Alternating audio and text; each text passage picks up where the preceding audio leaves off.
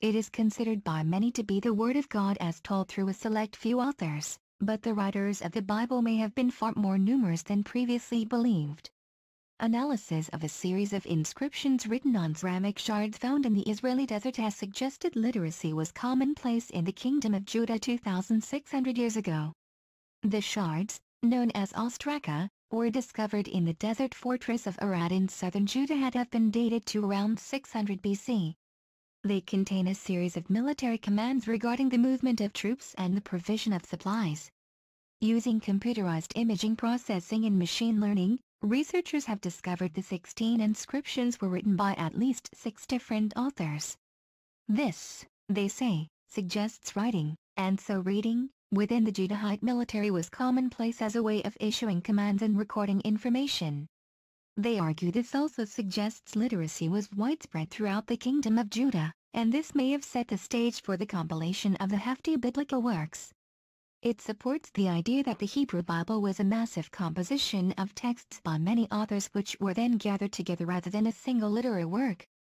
Professor Israel Finkelstein, archaeologist at Tel Aviv University who led the work, told Mail Online, biblical texts carry ideological and theological messages and as such were probably meant to be known to the population. Hence there has been an ongoing discussion on literacy in ancient Israel Judah. Our work shows that late monarchic Judah, around 600 BC, had an educational infrastructure which was suitable for compilation of texts and use of the written word medium to convey ideological messages.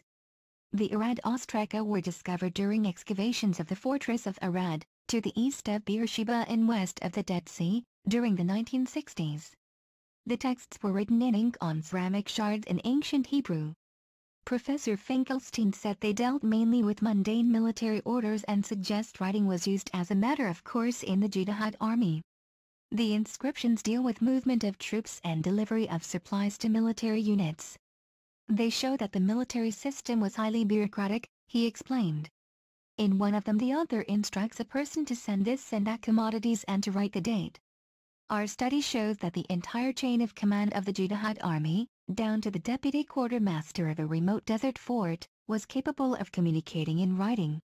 If we extrapolate the Arad results to other forts in the south, to forts in other frontiers of Judah, to the civil bureaucratic apparatus, to priests and the entourage of the king in Jerusalem, then we probably get a significant number of people who can communicate in writing.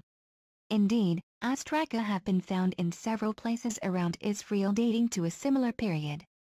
But the authors say this literacy appears to have disappeared when the Kingdom of Judah collapsed following the destruction of Jerusalem by the Babylonians in 586 BC. Writing in the journal Proceedings of the National Academy of Sciences, they added their work provides evidence to support modern theories of how the Hebrew Bible was written. Biblical texts could have been written by a few and kept in seclusion in the Jerusalem temple, and the illiterate populace could have been informed about them in public readings and verbal messages by these few, said the paper. However, widespread literacy offers a better background for the composition of ambitious works such as the Book of Deuteronomy and the history of ancient Israel in the books of Joshua to Kings, which form the platform for Judahite ideology and theology.